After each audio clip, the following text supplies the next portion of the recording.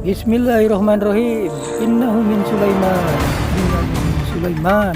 Innahu min Sulaiman wa innahu bismillahirrahmanirrahim.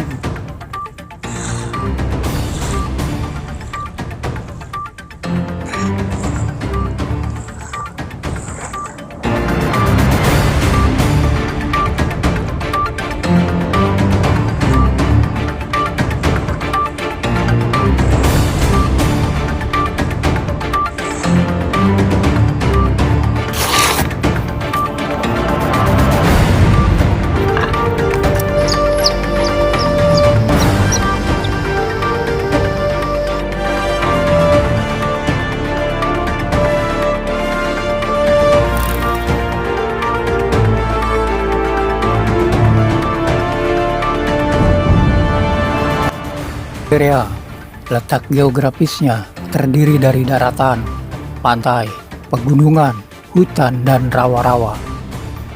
Tempat ini sangat tersembunyi di ujung Morowali. Untuk mencapai tempat ini diperlukan waktu perjalanan 8 jam dari kota Kendari, Sulawesi Tenggara. Melalui laut bisa ditempuh dengan menggunakan speedboat dengan harga yang relatif sangat tinggi.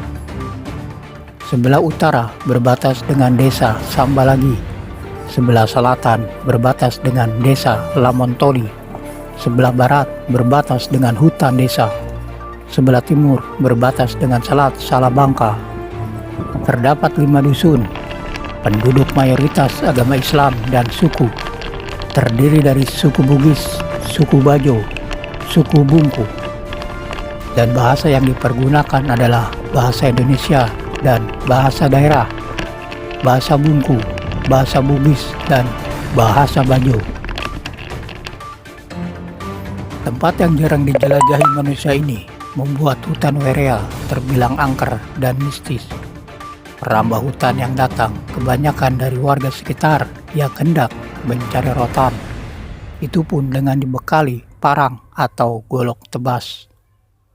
Karena di hutan ini masih ditemukan satwa liar seperti kera besar yang hidup secara berkelompok, babi hutan, dan binatang melata seperti ular piton dan kobra. Sisi lainnya adalah burung langka. 2 orang peneliti burung rangkong dan hutan tropis bernama Timothy J. O'Brien bersama kawannya Margaret F. Knight memberikan julukan petani hutan yang tangguh pada burung ini. Hal tersebut berdasarkan peran penting burung julang atau rangkor membantu regenerasi hutan yang menjadi habitatnya. Biji-bijian dari sisa buah yang menjadi makanannya secara tidak langsung dapat tersebar di berbagai penjuru hutan.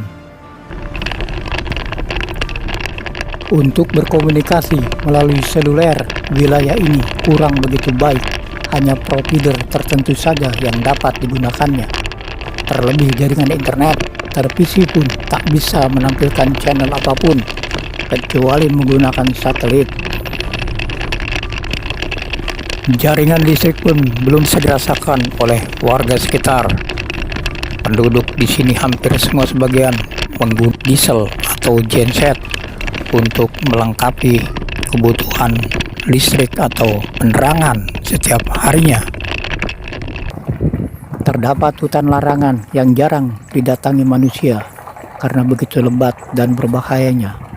Tak ada jalan setapak, tak ada arahan petunjuk, dan dapat mengakibatkan bahaya tersasar. Tebing-tebing yang curam seakan menandakan bahwa alam ini hanya untuk mereka, para penghuni khusus, satwa, dan penghuni lelembut yang tak kasat mata. Jika tebing terjal itu dapat berkata, mungkin ia akan berkata, "Di sini tempat kami, biarkan kami hidup di sini."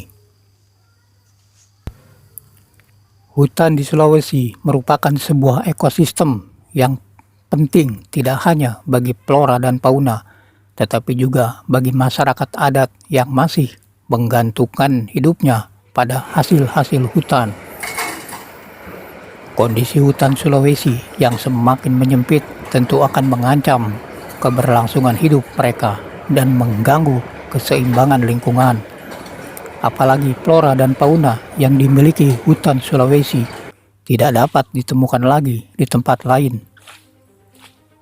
Indonesia tidak boleh kehilangan kekayaan ragam flora fauna karena maraknya alih fungsi hutan.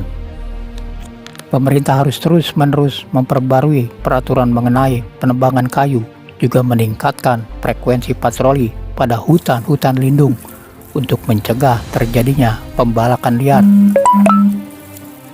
Meski begitu, upaya perlindungan dan pemberdayaan hutan, terutama di Pulau Sulawesi, tidak bisa sepenuhnya dibebankan kepada pemerintah.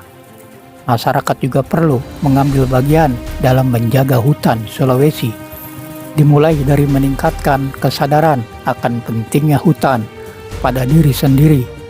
Selain itu, masyarakat dapat turut berpartisipasi dengan melakukan reboisasi dan melaporkan tindakan pembalakan liar yang terjadi. Sampai bertemu lagi di kisah Jaya Guru Adventure lainnya.